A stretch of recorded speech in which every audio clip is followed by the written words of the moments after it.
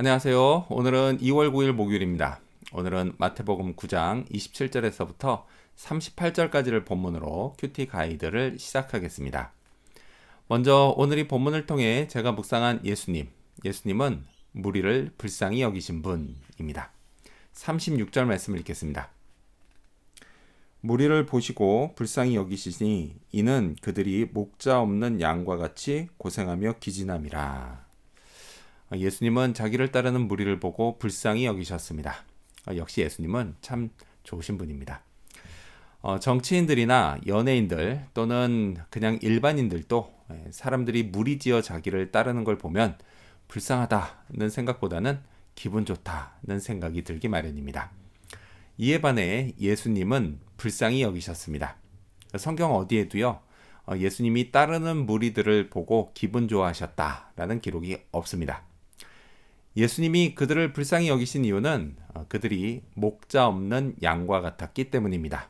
양은 반드시 목자가 있어야 합니다. 혼자 힘으로 살 수 없기 때문이죠. 그래서 목자는 양을 인도하고 돌봐주고 지켜줍니다. 예수님 눈에는 사람들이 목자 없는 양같이 고생에 지쳐 기운이 다 빠져 보였습니다. 자, 이게 예수님 없이 살아가는 사람들의 모습입니다.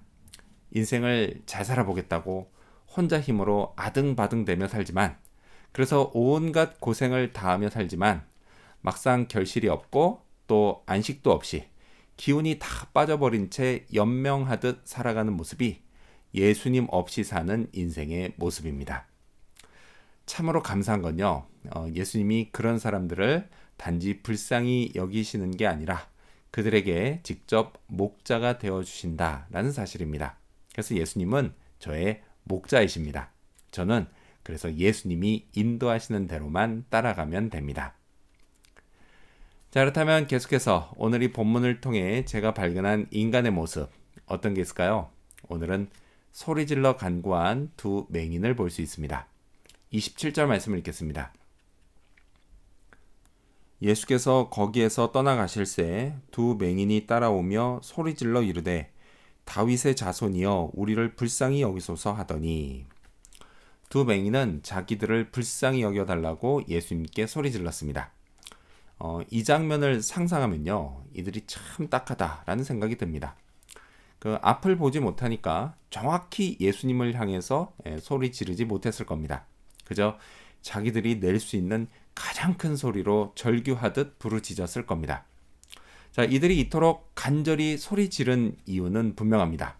이게 마지막 기회일 수도 있었기 때문입니다. 이들도요, 예수님의 소문을 익히 들어 알고 있었습니다.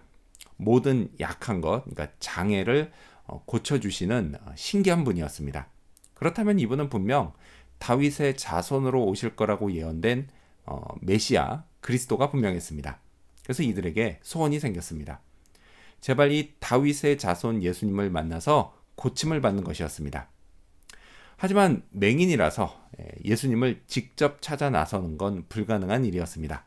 근데 그러던 중에 마침 예수님이 자기들이 있는 곳을 지나가신 게 아니겠습니까? 이들은요, 주저하지 않고 소리 질렀습니다. 눈에 보이지는 않지만 어쨌든 예수님이 계시다고 생각되는 방향으로 따라가면서 소리 질렀습니다. 이게 마지막 기회라는 생각에 절박하게 소리 질렀습니다. 한편요, 저는 이들이 이토록 소리를 크게 지를 수 있었던 이유가 뭔가, 그것도 묵상해 봤습니다. 어쩌면 두 맹인이 함께 있었기 때문이 아닐까 싶습니다. 혼자일 때보다는요, 둘이 함께 있을 때 더 용기가 납니다. 더욱 주저하지 않고 그래서 예수님을 향해 따라갈 수 있었고, 또 더 크게 소리 지를 수 있었을 것입니다. 근데 신앙생활도 그렇습니다. 나 혼자일 때보다는 교인들과 함께 할 때 더 용기가 납니다. 그래서 예수님을 더 열심히 따르게 되고 더 간절히 기도하게 됩니다. 자, 그렇다면 끝으로 오늘 이 본문을 통해 나에게 주신 교훈이 뭘까요? 그건 믿음대로 된다입니다. 29절 말씀을 읽겠습니다.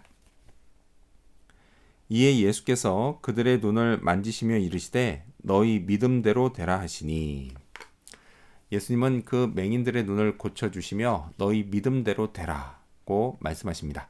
그렇습니다. 저도요, 제 믿음대로 됩니다.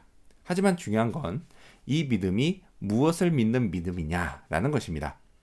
그냥 무턱대고 내가 상상한 대로 다 될 거다라고 하는 믿음, 그런 믿음은 여기에 해당되지 않습니다. 이런 믿음은요, 나 중심의 믿음으로 헛된 믿음입니다. 자, 예수님이 말씀하신 믿음은 예수님 중심의 믿음입니다. 자, 그걸 알 수 있는 말씀을 예수님이 바로 앞에서 하십니다. 28절 말씀을 읽겠습니다. 예수께서 집에 들어가심에 맹인들이 그에게 나오거늘 예수께서 이르시되 내가 능히 이 일 할 줄을 믿느냐? 대답하되 주여 그러하오이다 하니. 예수님이 능히 이 일을 하실 수 있다고 믿는 믿음입니다. 예수님의 뜻을 확신하고 능력을 의심하지 않는 믿음입니다. 제게요, 이 믿음이 필요합니다. 이 믿음이 클 때 비로소 저는 믿음이 큰 사람이 되는 겁니다. 이제껏 살아오면서 정말 안 될 것 같은 일이 되는 걸 자주 봤습니다. 특히요, 요 몇 년은 더욱 그랬습니다. 그게 다 우연이었을까요? 그렇지 않습니다. 우연이라고 하기엔 너무 기가 막힙니다. 분명 예수님이 저와 우리를 불쌍히 여겨 되게 해주셨습니다. 또 그 과정에서 믿음대로 된다 라는 것도 더욱 확실히 알게 해주셨습니다. 예수님은 믿음이 있는 자를 찾으십니다. 그 사람을 통해 역사하십니다. 이 사실을 기억하며 오늘도 믿음으로 살아야겠습니다. 기도하겠습니다. 무리를 불쌍히 여기신 예수님, 목자 없는 양처럼 고생하던 저의 목자가 되어주시고 또 저를 인도해 주시니 감사합니다. 소리질러 외쳤던 두 맹인처럼 간절한 마음으로 구하고 또 교인들과 함께 용기 내어 주님을 부르게 하여 주시옵소서. 믿음대로 된다는 사실, 그 사실을 기억하고 믿음으로 살게 하여 주시옵소서. 오늘 하루가 그런 하루 되기를 간절히 바라오며 예수님 이름으로 기도합니다. 아멘.